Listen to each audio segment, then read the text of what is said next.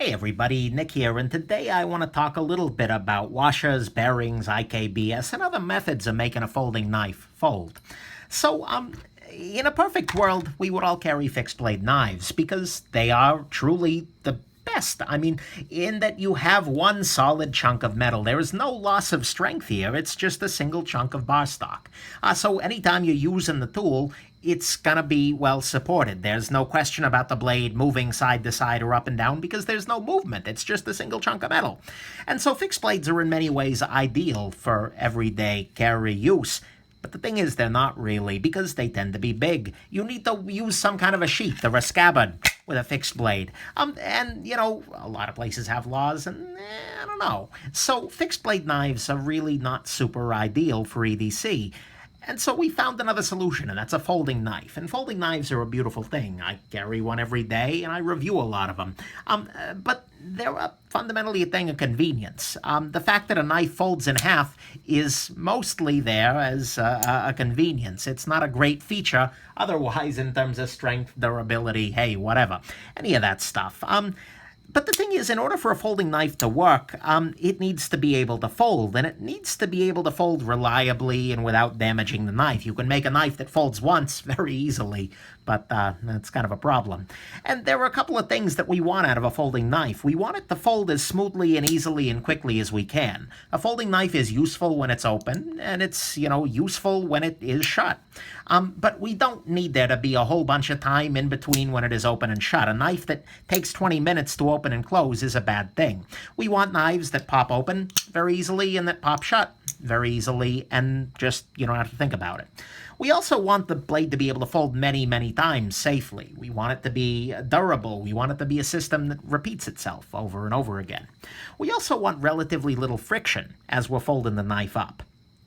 And that's kind of a beautiful thing because, well, it leads to both a mechanical pleasantness of the knife just falling shut, and it helps with that whole closing quickly thing. And, friction, if you have to constantly use a lot of force to open and shut the knife, that gets old really quickly. But the biggest thing is we want the blade to be supported laterally when it's open or closed. If you make a bad folding knife and the tolerances aren't right, it's very easy for the blade to flap back and forth along this axis, where basically the blade's waggling around in the middle there, and that's ugly. It's called blade play, and it's terrible, terrible thing. So we want all of these things, but they all kind of compete. It's hard to get something with relatively little friction, but a great deal of support. It's hard to get something that folds very easily over and over and over again. And we as humans and knife makers, not that I'm a knife maker, have many solutions to this problem. There are knives that have no washers. There are knives that have Teflon washers or plastic washers, bronze or brass washers including a pivot bushing. There are knives with captive bearings and with non-captive bearings, like IKBS, and there are some other exotic solutions. So what I'm going to do is talk about the advantages and disadvantages of each of these approaches, and then link you to the disassembly videos for each of these knives, or analogous ones, that will kind of show you what I'm talking about here, so you can see it on the inside. So let's go on ahead and jump into it. So first off, you have the approach where you just don't use any washers at all. And this is pretty common in traditional knives, like this little guy. This is an Open L0006, and you can see here that there's really not much going on in there. It's just wood, and then the tang of the blade is kind of trapped in the middle there. There are no washers, there's no nothing really, and as a result, the knife has kind of an overall, it's a little stick slippy. It takes some force to get it open and get it closed again. It works, and, there's not any play because the wood is kind of thick, but it's very hard to get that kind of frictionless feeling without washers. Some knives do it, though, and usually by using plastic that's built in. If you take a look at the Cold Steel Tough Light or the Spyderco Urban or a variety of other knives, they actually use the plastic that's built into the handle effectively as a washer, which is kind of a neat thing. It's not a great thing necessarily, but this is how the Tough Light can be fairly frictionless and fairly smooth, even though it doesn't have washers, because it's already using plastic handles. So actually that brings us to, and I guess So the roundup on this guy is that, sure, this works just well, but it's not so pretty. Because like I said, you get a lot of friction sometimes, and you can also get blade scratching. Because if the liners are always rubbing up against the blade, it's easy for the blade to get scratched up by said liners if it's not done right. So in many ways, not having any washers at all is not a great plan. It makes for some compromise. Let's move on to the next step.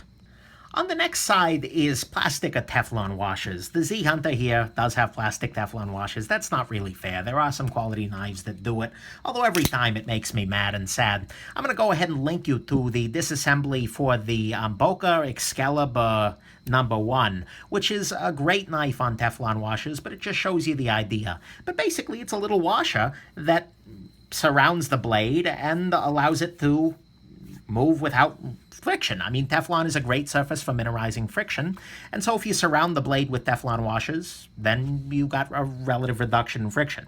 It's nice. It makes for a slow, fairly hydraulic, stick-slippy sort of action most of the time. Teflon washers are not really great for a flicky action, with a couple of exceptions, the Excalibur being one of them. They also have the possibility of wearing out or bending more readily than brass. The Lion Steel or Little Lion Spy from Spyderco are big examples of this. That's a little rough there. They are very cheap, which I think is why a lot of manufacturers use them. But honestly, I don't like them. Teflon washers, to me, are never a good idea. And I have never met a Teflon washer knife that I felt would be better off with Teflon than actual steel. Than actual bronze, or something like that. So actually, let's move on to that next category. Next up are bronze washers, or phosphor bronze or copper. You know, there are a bunch of different materials that are made out of these, and the Sleesh Bowie is an example of this. Also, the Chris Reeve knife Sabenza is another famous bronze washer knife. But basically, the idea is that you still use washers to support the blade, but you make them out of a metal. And this gives you a very smooth contact surface if your washers are well done. And you'll see in the Sleesh Bowie that it is a very smooth surface. And you'll see that in a bunch of other disassemblies as well. And the beautiful thing about washers is that they can be polished, which is nice. So you get a very smooth contact surface that's supporting the blade. And so the joy of washers is that the blade is well supported with metal. So it's not compressible like the Teflon, and it's still smooth, so they can be slick and smooth, and they're absolutely a great choice. You know, the Sleesh Bowie here flicks open absolutely no problem, which is a beautiful thing. Relatively little friction. I do love me a good brass washer or bronze washer.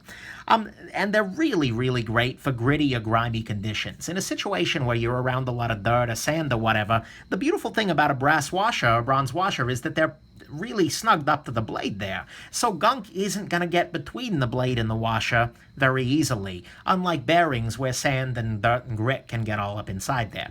So if you're using your knife in a situation where there's dust, there's gunk, there's cement dust, or diamond dust, God help you, you definitely want to be using something on washers rather than bearings. So brass washers, bronze washers are a beautiful choice, and I have no problem at all with a washer-based knife, presuming they're metal washers. So watch the Sleesh Bowie disassembly video to get a sense of how those are working. Let's move on. A variation on the bronze washer approach is washers with a pivot bushing. So instead of just having the washers on the outside, there's also a washer in the middle that's surrounding the pivot hole. So you get an extra bit of friction reduction around the middle here, and that's why the Shirogorov Hati is just so damn smooth. This is a really obscenely, absurdly smooth knife. I'm a big, big fan of this knife because of that. It's got this incredible action to it, and it's just as smooth in many ways as a knife on bearings. The first time I disassembled this knife, I did actually think it was on bearings, and then I popped it open and it was like, holy crap. So this is kind of an exception, but watch the disassembly video for this guy and you'll see just what I'm talking about here. Absolutely a wonderful, wonderful thing, the washers there. So, yeah. They're very, very neat, very nice, and that's not something you should ever turn your nose up at. And you shouldn't think, oh, well, you know, it's on washers, so it's not going to be as good of a flipper. It's not going to be... No, you can get a very smooth flipper on washers. You just need to have really tight tolerances like this to pull it off. This is a Shirogorov Hati. Go ahead and watch the disassembly video. I'll link it here. Next up are captive bearings, and the Greensmore Norseman is using those guys. And basically what you get there is a disc, usually a plastic, a Delrin or something like that, that contains little ball bearings. And these bearings can be metal, they can be ceramic, whatever. ZT, a lot of the ZT knives use captive bearings. Hold on just a second here. Come here, ZT knives. Here we go. Here we got a ZT 452 CF, and we got a ZT 392 Warncliffe. So either way, both of these are using captive bearings. And the joy of a captive bearing is that they're supporting the blade on a number of small points. You've got a lot of little points up against the blade that are making support, but there's very little friction because it's only being touched on the very tip of these little bearings. And it gives you a nice wide ring, too, of support against the blade itself. So captive bearings can be very, very smooth. I mean, they can be done poorly, but the Greensmore Norseman is the smoothest knife I have ever handled. It just absolutely falls shut in a way that no other knife I've felt really can. It's absolutely stellar and, quite frankly, amazing. The joy of captive bearings, aside from that smoothness, is that they're very easy to handle because they come out as one unit. You get a little piece of plastic with all the bearings in it. You can clean that off, just like you'll see in the Norseman disassembly video, and then put them back in as a single unit. They're not going to go everywhere. They're not going to go flying. And so that's nice. The disadvantage to any bearing-based system is you need to be on it in terms of maintenance because they are vulnerable to dust and gunk and lint and whatnot from your pocket. And so you're going to need to take apart a knife that's on bearings a little bit more often than you would a knife that's not. And so keep that in mind. And you'll want to run them lubricated just because you get a little bit more smoothness, but that makes them a little more vulnerable to gunk. So you got to be prepared to take your knife apart and do a little bit of maintenance if you're going to really use a knife on bearings. Let's go on to the next stage. The next approach, as exemplified by the Shirogorov Neon, are non-captive bearings. And this is where you support the blade using still bearings, but on a bunch more points. Rather than just using maybe 8 captive bearings, you're using maybe 20 non-captive bearings. They're just floating around in there. In the case of the Neon, as you'll see in the disassembly video, it's got a bunch of little holes that each one of the bearings falls into and fits into.